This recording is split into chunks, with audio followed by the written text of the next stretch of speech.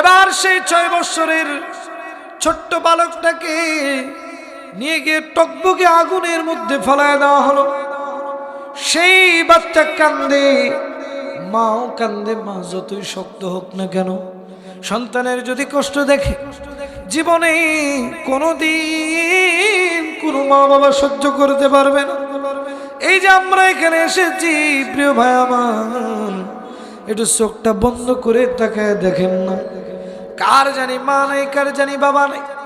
যদি আজকে মা থাকতো, আপনি বাসায় গিয়ে দরজায় কড়া নাড়ার আগে আপনার স্ত্রীর আগে মা বের হয়ে আসতো। মা বের হয়ে আসা ডাক দিয়ে বলতো, বাবা তুমি যতক্ষণ বাইরে ছিলে বাবা, আমার কেন যেন ঘুম নাই, আমার কেন যেন বুকটা পোড়ায়, আমার শুধু মনে হয় আমার বাবাটা কখন আসবে, আমি তখন নিদ্রাচ্ছন্ন হব। যখন দেখবেন কোনো মা বাবা যদি, সন্তান যদি কোনো বিপদে পড়ে, দেখবেন মা বাবা আগে থেকেই জানা যায়। প্রিয় ভাই আমার, একটু লক্ষ্য করেন, কার জানি মা নাই, কার জানি মা বৃদ্ধাশ্রমে আছে, কার জানি মা কবরে শুয়ে আছে, আমাদের জানা নাই। কোন দিন জানি আমাদের কবরের আযাব শুরু হয়ে যাবে, কোন দিন জানি আমার আপনার নামটা মসজিদের মাইকে এলান হয়ে যাবে। রে বাবা, আমার আপনার কোনো খোঁজ নাই, খোঁজ নাই। আমি আপনি কোনো সময়ে চিন্তা করি না, কবরের আযাবের চিন্তা করি না, কোন দিন জানি মৃত্যু হয়ে যাবে।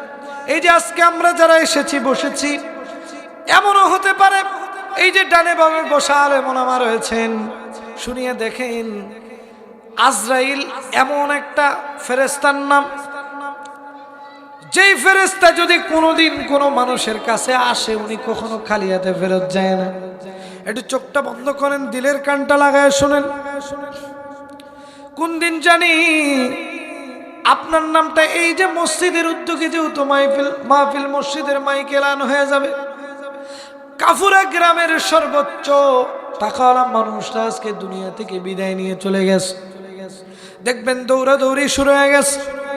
আপনার প্রাণের স্ত্রী কেন জানি বিলাপ করে কান্দে, আপনার প্রাণের সন্তান কেন যেন বাবা বাবা করে গড়াগড়ি করতে থাকবে। আপনাকে আর নাম বলে ডাকা হবে না, আপনার নাম হয়ে যাবে লাশ।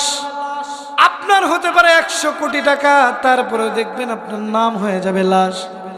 আপনার পরিবারের সবচেয়ে যেটা আদরের সন্তান ছিল আপনার, এই সন্তানটা দেখবেন রাত্র যত গভীর হবে, আপনাকে দূর দূর দূর বহু দূর তাড়িয়ে দিতে থাকবে। প্রিয় ভাই আমার, লক্ষ্য করে দেখবেন, যেদিন আপনি মারা যাবেন, আপনি যেদিন মারা যাবেন, সবচেয়ে আপনার কাছের লোকগুলো আপনাকে সুন্দর মতো চকলেটের মতো মোড়াইয়া দিয়া কবরের দিকে নিয়ে যাবে। সেই দিন কিন্তু কেউ আপনার দুশমন থাকবে না, সবাই আপনার বন্ধু হয়ে যাবে। যার সাথে 20 বছর কোনো কথা বলেন নাই, সেও যখন আপনার মৃত্যুর খবরখানা শুনবে, দেখবেন দৌড়ে আসবে, আইসা বিলাপ করে করে কান্না শুরু করবে, বিলাপ করে করে কাঁদবে। আপনাকে কবরের দিকে নিয়ে যাওয়া হবে, আপনার রূহখানা আরশে মুআল্লায় চলে যাবে, আপনার বডিখানাকে কবরের মধ্যে রাখার জন্য প্রস্তুতি গ্রহণ করা হবে। আপনি দেখবেন আপনার বাড়ির পাশের কোনো একটা নিম গাছ থেকে গরম পানি করা হচ্ছে, 2-3 জন লোক গিয়ে কবর খোঁড়া শুরু করেছে।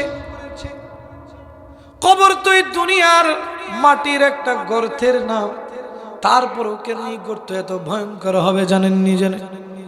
আমার নবীজি বলেছেন, কবরের আযাব এত কঠিন হবে যে আযাবের কারণে সমস্ত সাহাবীরা কেঁদেছেন। আমার নবীজি মাঝে মাঝে কান্না করতেন।